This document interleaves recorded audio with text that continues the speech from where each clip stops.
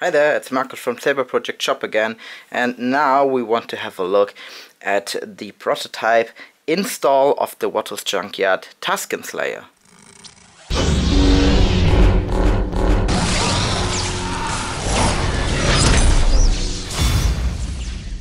So, when helping Kai and Niklas from Watto's Junkyard constructing this saber, I of course also had in mind to make this saber as install friendly as possible. And I also already designed a chassis for it, which will be available on Shapeways once I finished everything as I want, because there are minor changes which I will do, but at the moment it will also work great. Okay. So this install has everything that I'm offering. So this is the most advanced install. I will be offering different soundboards, a budget version with a Nano-Biscotti 4.0, a crystal shard install 4.0, and the Crystal Focus version 9, which should be published by the time the installs can start. But this one has a Crystal Focus version 8.0, and to fire the saber up we first have to pull out the kill key, which is located on the back. Here you see the speaker, you pull out the speaker, which can be just plugged in with a connector, and then you pull out the kill key and plug in the speaker again, which can be tricky sometimes, but it's definitely possible. Of course, you missed the boot sound now, but this sound phone which we are going to hear is the Angsty Apprentice 2 by Shamin. Okay, so we first see here the accent LEDs in the front, which are illuminated. The LEDs in the box are not meant to be illuminated. Okay, so we insert a blade. And the blade retention screw is the golden screw here. To fire it up, we press the third LED from the front, and we have a royal blue Tri-Cree, so double royal blue and one white for flash on clash.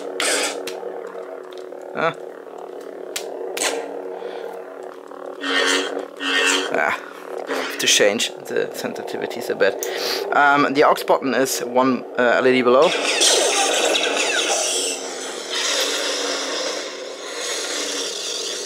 And of course, to turn it off, you just have to hold that down again. Okay, so the speciality with this saber, or with this chassis, is that it is a reveal chassis. For that, you have to unscrew the pommel. Well, I take out the blade at first. So this is a 1-inch blade holder which has 19 millimeters of depth. So it's I would say it's possible to have light choreographed, or choreographed. You can hit a bit more, but it's, I would certify it for light dueling. Okay, so you unscrew the pommel, and then you unscrew the cover tag, which is holding the chassis inside the saber,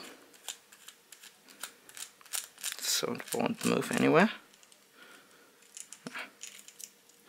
And then you gently push it from the front. Do not touch the lens of the LED, and then it comes out, and we see there's the chassis. So in the back there is the soundboard, the Crystal Focus in this case. We have the two switches. I will show the mechanism a bit later. In the back we have a 20mm speaker and recharge port, and you can also have a rice adapter, which I still have to make, which can be plugged in here, so you also have rice. But the most special thing is, I think, the crystal chamber, which I really wanted to include. I'm not sure if the camera can focus on that. I think I will show you in a close-up. So, but from the distance you press the power on button. I forgot to plug in the speaker. And you see two crystals in this 3D printed crystal chamber. These are illuminated by two 3mm blue LEDs, and you can also see they have white ones for flash and clash. So this particular chamber is printed from bronze, but they will also be available in brass. The heatsink is connected with screws with the chassis to make it a single piece. Okay, so to have a look inside, I'm going to loosen some screws, but of course at first I take out this hatch, this cover here, and you see a lot of wires going through. Everything soldered cleanly, so the wires are getting through here to the board. Here in the back we have a cover for the recharge port, which is held by pressure. See the recharge port, wires coming from the battery, and also for both connectors you see the speaker wires and rise wires. And on top there is the cover for the board.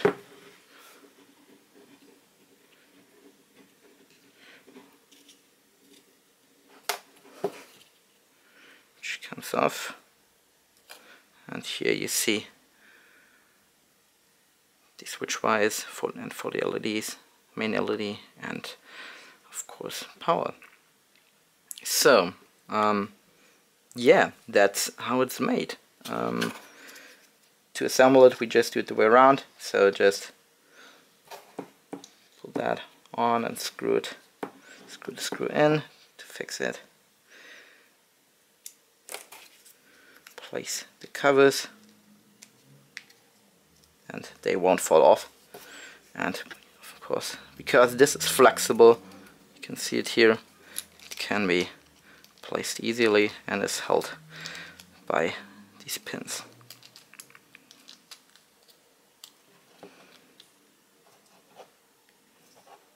And that's it. Oops. Okay. Yeah, and when you're done, you just insert it again, which I will not do now, but I'm going to show you the switch mechanism. I've shown before how to place the top of the switch box onto the other parts. If you haven't seen this video, you really should.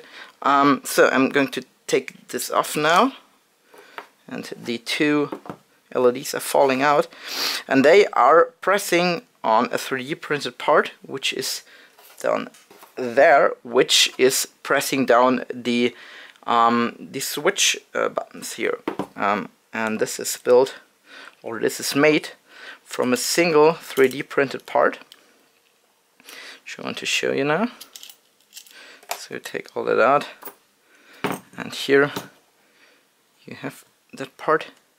And if you press down, hope you see that, if you press down the top, you see a pin coming out there, and they are activating the switches, and you have two of them, and they are not reaching into the Saber when they're not pressed down, so you can easily take out that chassis. Okay, so yeah, you place it down here, put on the switch box, and screws have to be tightened. LEDs have to be placed into the box, and then you just put it on, and that's it. Okay, place it inside. Have a look if everything is straight, and you see it works. Although I don't have sound at the moment, you see the switches are working. And I think that's enough to show. Yeah, if you like it, share it, show everybody that the Saber exists and we have it, and there will be a few available fully installed. I will probably take a few of the run. The run is still open until the end of August 2017. Sorry. Yeah, if you want to have one Saber, please sign up. And I really hope you enjoyed this video, and see you another time.